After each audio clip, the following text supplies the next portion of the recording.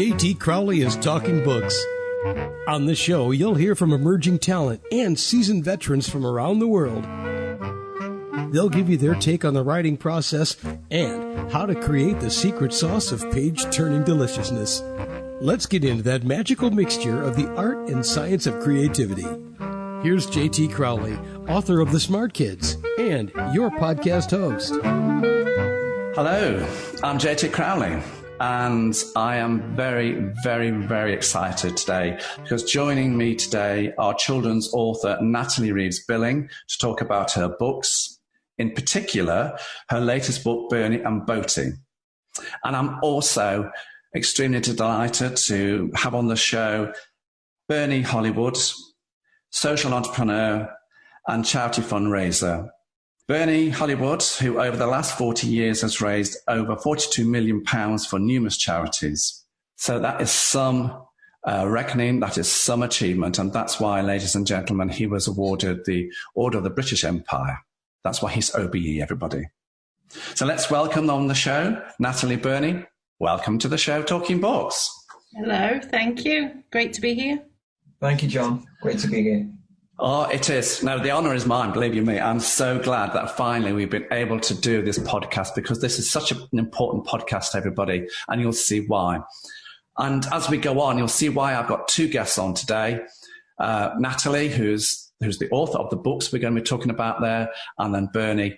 And you'll see why there are three of us on this podcast.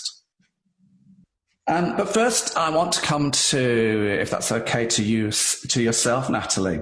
Natalie, when I look at your social media sites, for me, you come across as a woman who's passionate about your work, to get young kids, especially disadvantaged children, to get them involved, with reading books, with discovering books, and opening the world of creativity, so they can see that, these stories, are going to take them beyond the bounds of their bedroom. Am I right here?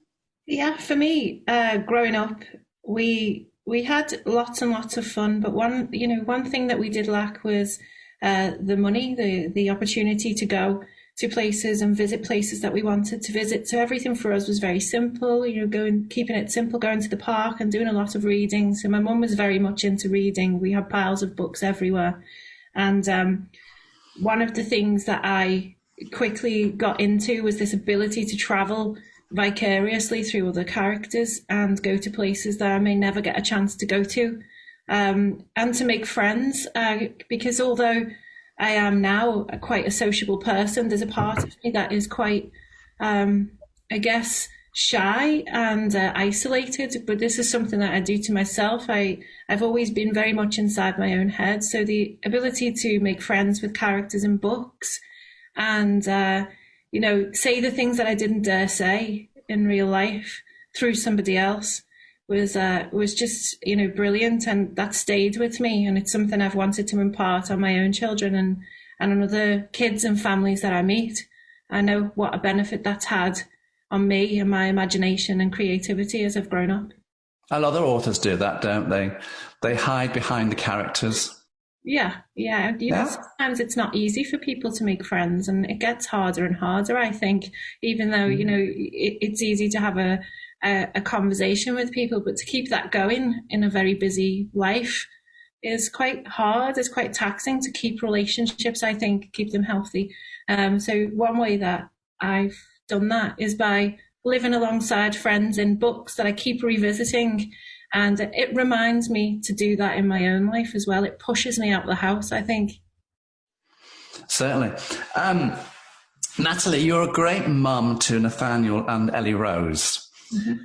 But when I look at your background, you've done a variety of things in your life, a variety of jobs before you turned to writing.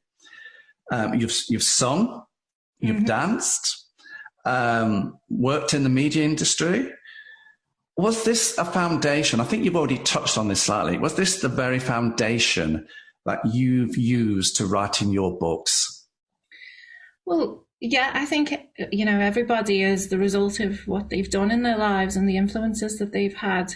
I think that for me, I've took a long time. I've took the scenic route to find what it is that actually I do. So I've tried all of those things, and I've realized that the constant through all of those things is creativity and writing. So although I was performing and singing, I was also songwriting, and that is storytelling. I was creating poetry. I've always journaled. Even when I had a very big tangent in my life where I decided randomly to go and open a recycling facility. But the thing that I enjoyed most about that experience was creating a sort of world around that, and blogging and doing the social media content. So yeah, for me, through all of that, I realized what's the commonality, and it's always been writing and getting my word out there and trying to put something from my head into writing and words so that other people can relate to it and maybe find part of themselves in that.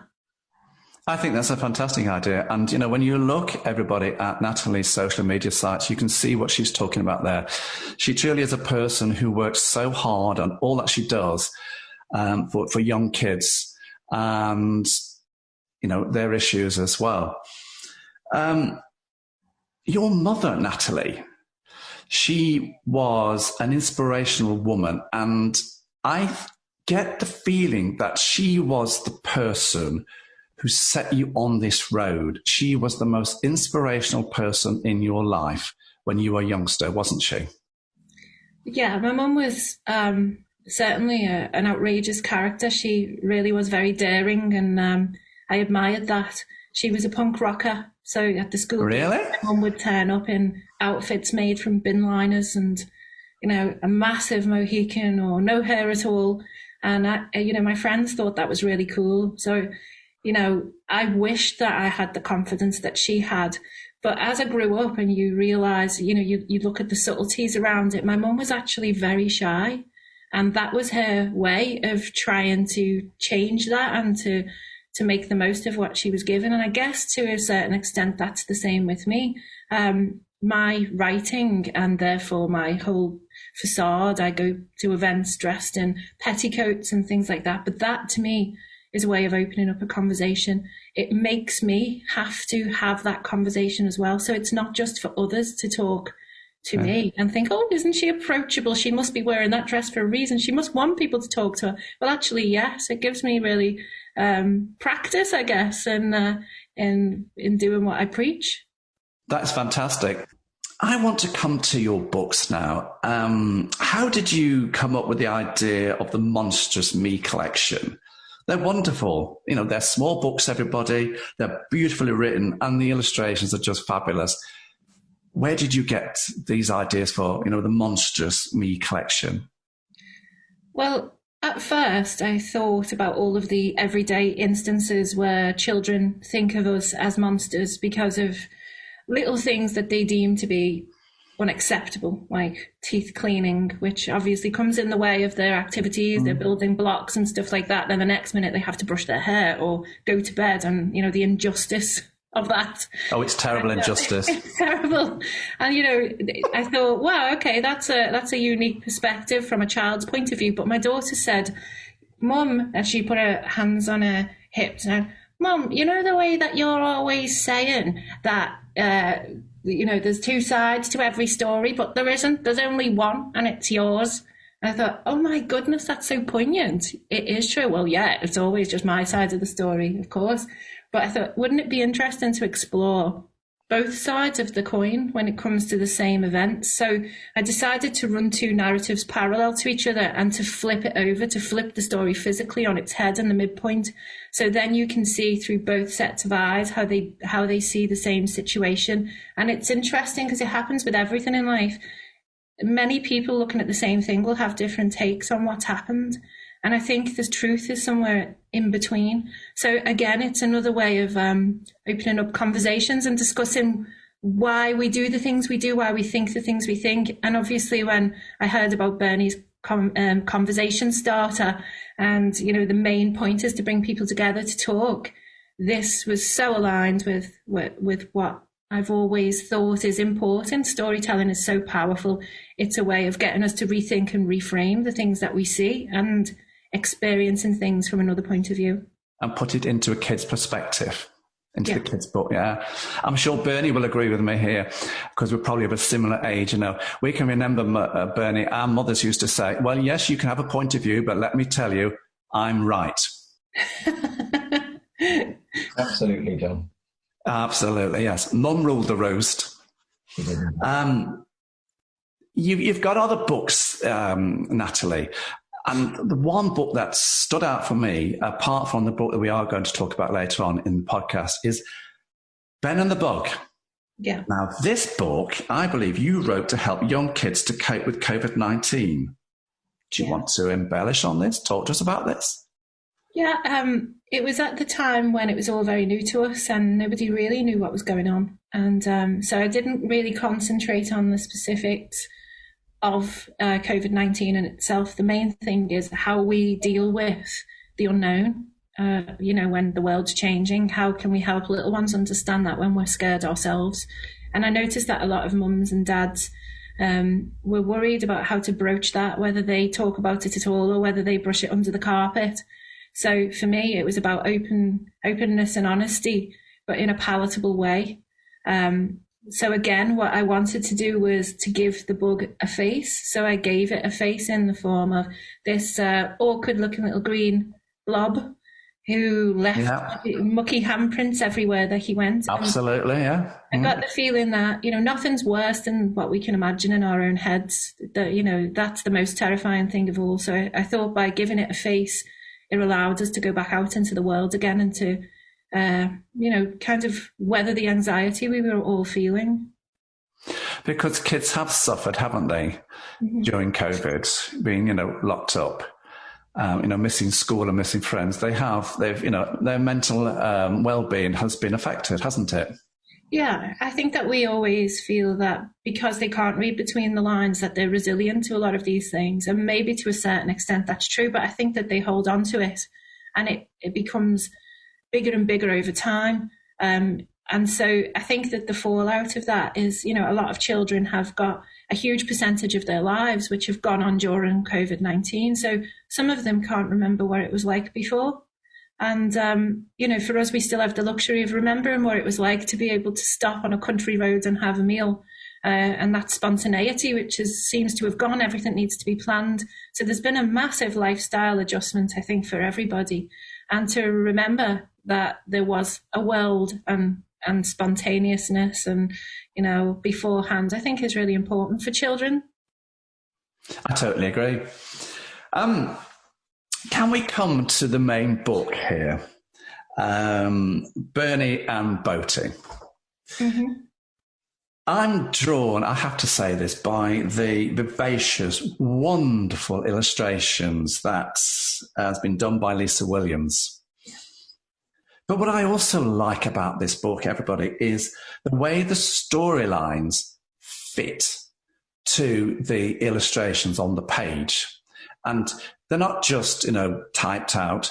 They're scattered around. They're being curved. And they are wonderfully done. How the text is done is absolutely amazing.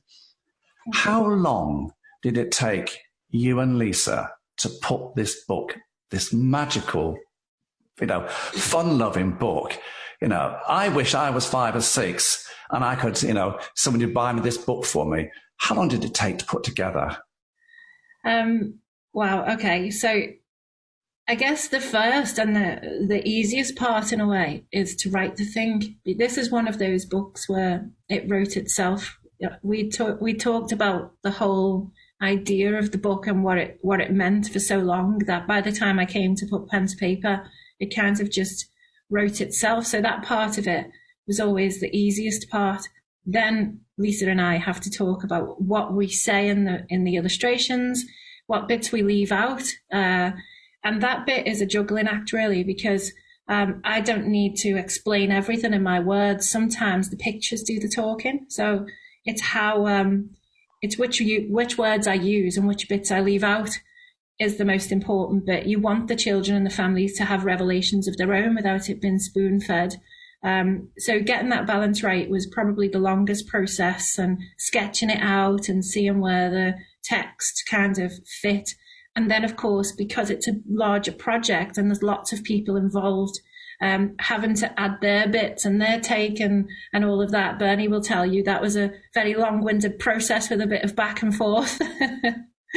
So it was a committee. It was a family activity that a whole community went into the making of that book.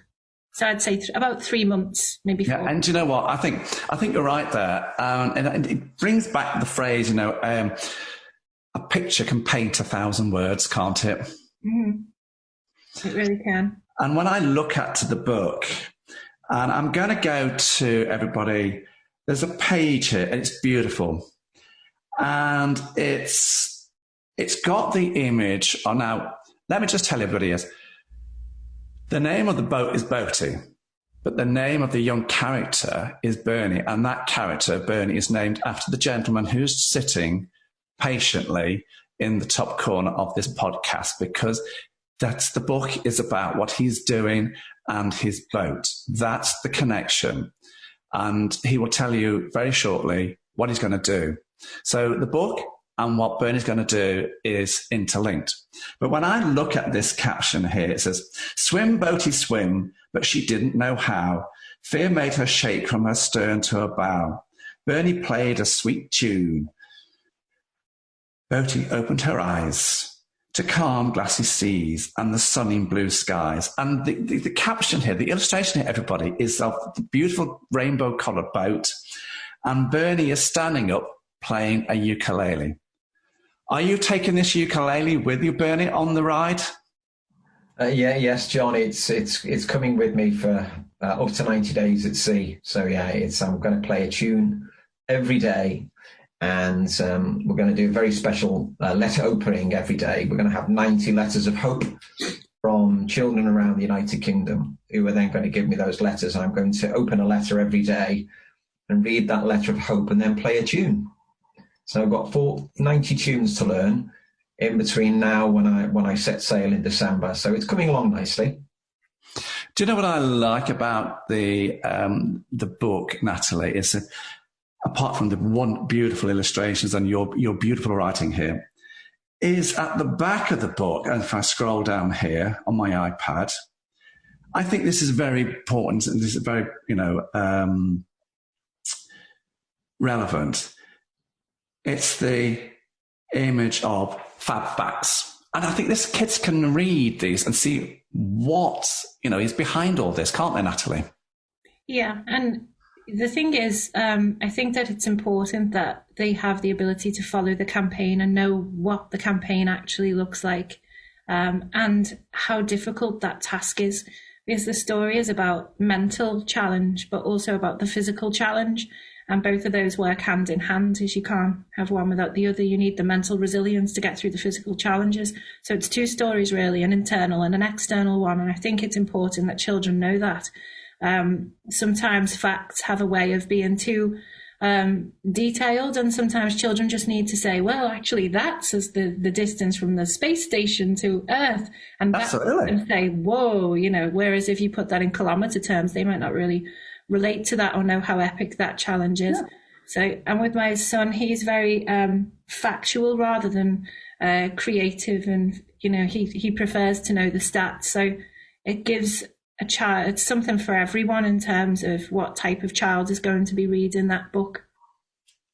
Because when you look at it, yes, they're all in little bubbles. The little bits of information, of child-sized bites, and it's wonderful.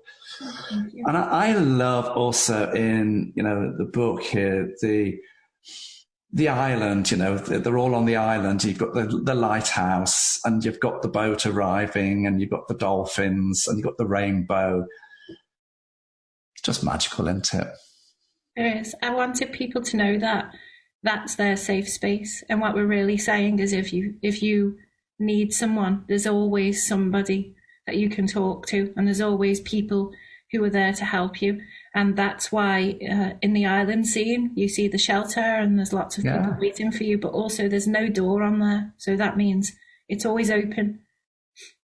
And of course, you've got other little illustrations within the book itself, because this is going to be a challenge, the one, oh, he wished for the clouds to break up in the sky and send him a sunbeam to help him to dry. Mm-hmm. That's sometimes when you feel the world's working against you and everything is going wrong, but still that one little thing of breaking the clouds can make a whole bit of difference. But this is, significant, everyone, because Bernie, when he does this race, and I'm going to shut up in a minute, is going to be facing days like this. Aren't you, Bernie? Yes, John, there's going to be lots of ups and downs throughout the whole of the 90-day journey. So there'll be calm seas, but there'll also be stormy seas as well. It's that the book really sort of reflects beautifully what the journey is going to be over that 90-day period across the world's most dangerous ocean. But also, I think, beautifully told and illustrated within the book is also the wildlife that I'll actually encounter. Mm. So we'll see dolphins, we'll see waves, flying fish. I don't think I'll see Nautilus and Triton. You never know. You never know. Maybe so, Nat. But they're very appropriate gods of the sea that actually are on the name of the boat. The coat of arms of the city of Liverpool, which we've been graciously been given the permission to use the actual name. I'm going to come to that in a minute, Bernie, but I just want to ask Natalie one more question here, if you don't mind. Sure. Did you love writing this book, Natalie? Oh, I did. I love analogy, so figuring out ways to talk about mental challenges, but putting that over a bed of the sea and storms and whirlpools and, that for me, I love how those connections and analogies are made. I think they're really strong to visualize, the things that we feel internally and see them depicted as actual moments on this physical challenge. So I couldn't think of a better analogy for emotions really than water. Do you think your children, Nathaniel and Ellie Rose, are proud of you, what you've done with this book? I'm sure somewhere inside of them, they are. Maybe in another 4 years, I'll actually get congratulations out of them. But my daughter is very much like me. She writes and she honors me in ways like she will do the next book. Oh, I've got the second book for you here, and I've done the front cover, and so she's very artistic. So that to me is a commendation. Whereas my son, he's more interested in stalking me on social media to see, is Mummy famous? Are you famous, Mummy? That's it for him. Are you really famous? I'm going to tell all my friends. So, yeah. It's about street cred for him, isn't it? It is. Street cred. Yeah, street cred. I get that. I think even Bernie gets that one. I want to bring in Bernie here, everybody, because without Bernie and his boats, there would be no book, Bernie and Boatie. Because the two, everybody, are interlinked here. And you're now going to see why they're interlinked, because we've talked about the book and Natalie's other books, but now I want to bring in Bernie to talk about, Bernie, you, over the last 40 years, have raised over £42 million for various charities. Yeah. And you like a challenge. Now, when we first chatted, and I thought to myself, oh, this is one heck of a challenge. The challenge, everybody, is hidden under the scheme of the Boat of Hope. Now, I'm going to get Bernie to tell you why it's called the Boat of Hope, even. But this is the Tulska Whiskey Challenge, and this is probably one of the most challenging things a man can do, or a woman, or a person. You're sponsored by Parent Pay and supporting the charities, not only for the UK, but across the world. You're raising money here for the Samaritans and Love Rowing. Can you tell these global listeners and viewers who'll be watching this podcast all about what you're doing? Sure. I'll try and be as brief as possible, John. The Boat of Hope campaign is a very simple message. And it's a message of really trying to open up a conversation about depression and suicide to early learning children and young adults around the world. What people may not know listening or watching this today is that young suicide figures are on the rise throughout the whole of the world, the developed world, and also the developing parts of the world as well, which is extremely sad. And there is no formal remedy to actually finding out what's happening here, but we know that if we start opening a conversation with young people about how they feel about their mental health, it starts that opening up of really what's happening inside their head. And maybe, just maybe, we might be able to point them in the direction of support that they need in the early stages of their life. And that's what Natalie's book does beautifully. The Boat of Hope campaign is basically bringing the creative arts alive within the boat. And I can talk about that in a little while, but through the creative arts, through this campaign, we're actually reaching young hearts and minds in a very, very different way than any other campaign at all. Now, primarily, yes, we do want funding for our incredible charities, but primarily we want to open up a conversation between parent, guardian, carer, teacher, and early years children, and also young adults around the world. And we do that beautifully through the creative arts of literature, with writing, with Natalie, who's actually outstanding. Yes, through the illustrations of Lisa, but also through creative art, through an amazing artist called Justin Eagleton, who's actually put together a 42-foot mural about the journey of depression of a young person that actually is now being wrapped around the boat that you can see at the back of me in the foreground. And that shows the journey of the bad side of depression, but also then on the flip side of the boat, you see hope coming in, whereby with help and support and listening, a young person can potentially come out of that particular dark part of their lives with the help and support of others. And also we brought in a musician in the form of Ben Hughes, and who's co-written a sea shanty with the incredibly talented Natalie, who makes me sick with regards to how talented she is. But she's actually written a sea shanty as well. She's produced it, she's written it, she's performed in it, and it beautifully tells the story of Bernie and Boatie in song, but in an incredible sea shanty way as well. And not only that, is that the book actually has also been now made into a cartoon, and it's basically a trailer to the incredible book that Natalie's written.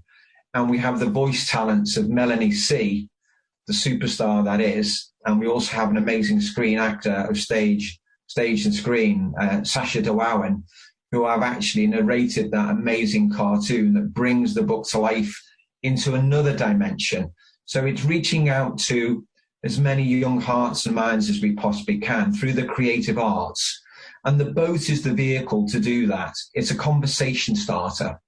And the boat has basically started its journey now, and will go in April. It's going to do a 300-mile boat pull at a great place in the United Kingdom, at Ministry of Defence base in Lynham, whereby she's going to be pulled for 30 days, 10 miles every day. And every mile that we pull the boat represents a young person's life that was lost to suicide in the United Kingdom last year. So over 300 young lives were lost. And teenage suicide in the United Kingdom is the greatest killer of young people in our country today. And we've got to do something about it, John. We just can't stand on the sidelines anymore. There isn't sufficient resource to actually give a psychologist, an educational psychologist or a clinical psychologist to a young person to start that conversation. But we can all do our bit with regards to making that conversation happen, and potentially using our boat to do that through its amazing creative art, through its literature, through its song, and through adventure as well. Because the boat, everybody, is actually, if you look at behind Bernie, that is the boat itself. Do you want to tell us a little bit about the journey itself? When is it happening? What are you expecting? Yeah, the journey starts on the 10th of December, and it's a journey of 3,000 nautical miles, and it starts in an island in the Canary Islands, called La Gomera. And then you head straight into the greatest ocean in the world, and the longest and deepest ocean in the world. And effectively, you are rowing non-stop, unsupported, until you get to the nearest landfall, which is an island called Antigua, which is 3,000 nautical miles away from the start line. It's classified as the toughest row in the world, and to be fair and honest, it is. But it's basically about getting you best prepared for the actual challenge ahead. And that's now really sort of, I'm coming into the first 12 months of that have been fairly sort of arduous by getting to the actual start line in preparation with regard to getting there. It costs quite a significant amount of money to get that boat to the start line in 12 months' time. But with the greatest support and help that I have from my magical team of people that I've surrounded myself with, which includes the amazing Natalie Reeves Billing, we've done a great job so far. But our journey's just begun. Our journey has just begun. We this year we'll do our boat pull in April, and then in June and July of this year we're doing a national school tour with the boat, and we'll be seeing over 50 high schools around the United Kingdom, talking about the boat itself, talking about the technology within the boat, because there's a lot of STEM involved in the boat as well. Trying to inspire young children and young adults with regards that anything is possible, but more importantly, opening up that conversation about their mental health and well-being when we go into the classrooms. We're going to be seeing thousands of children around the United Kingdom. And through facilitating that conversation through Natalie's book, which is an amazing conversational starter about life's ups and downs in a beautiful way to early learning children. And also, we'll be bringing our mental health experts in with us to all of the 50 schools that we'll be visiting in June and July. It really is going to be an amazing conversational starter. And that's really what we're all about. At the same time, we're looking to raise a few dollars for our amazing charities that are our charity supporting partners along What's the target? We've set a target of £1 million. I think that's more than achievable. We're on a good starter so far. So we've got a small amount in the kitty so far. We're just short of £10,000 with 12 months even before we go to the start line. So our momentum will now start to build with our charity boat pull, which starts on the 1st of April. And that is, as I say, 10 miles a day, pulling a boat which weighs 3/4 of a ton up and down the Ministry of Defence, the longest runway in the United Kingdom. We've got the OK from Her Majesty's Armed Forces to actually use the runway for a month. And we've got lots of amazing influencers coming along to pull the boat in the 30 days to actually stimulate the conversation that your mental health and well-being is equally as important as your physical health and well-being.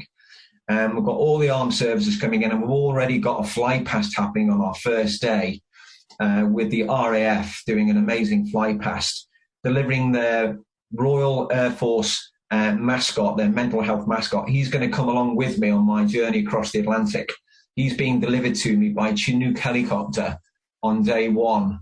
That's put a smile on Natalie's face. Yeah, it's incredible. Well, Natalie knows the gentleman behind that as well. So we're all one team. It's amazing, John, what you can do when you surround yourself with incredible people. Oh, sure. So I include Natalie in my team. She is absolutely wonderful. Are you going with him on some of these ventures, Natalie? Oh, try to keep me away. Natalie is going to be coming along, and she's going to be doing book readings for us of the book, signing the book as well, of course, which is phenomenal to get a signed book of it as well. But also opening the conversation with young people in the amazing way that she does anyway. She engages with young people in a very, very special way. Very briefly here, Bernie, do you have any interpretation about doing this journey? None whatsoever, John, to be fair. I know it's going to be hellish at times, and, you know, I'm primarily, the boat will capsize on a couple of occasions. There's no question about that. But if you can prepare for it in the best way you can, and in a couple of weeks' time, I'm going on a 7-day training program to actually learn about all the bits, the bad bits about what can happen at sea.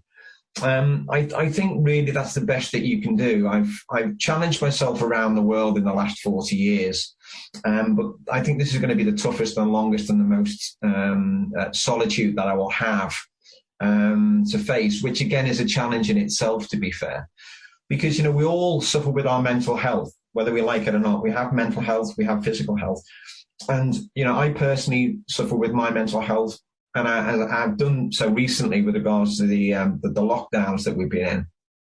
And I'm not ashamed to say that in any shape or form, that I, have been depressed on a number of occasions.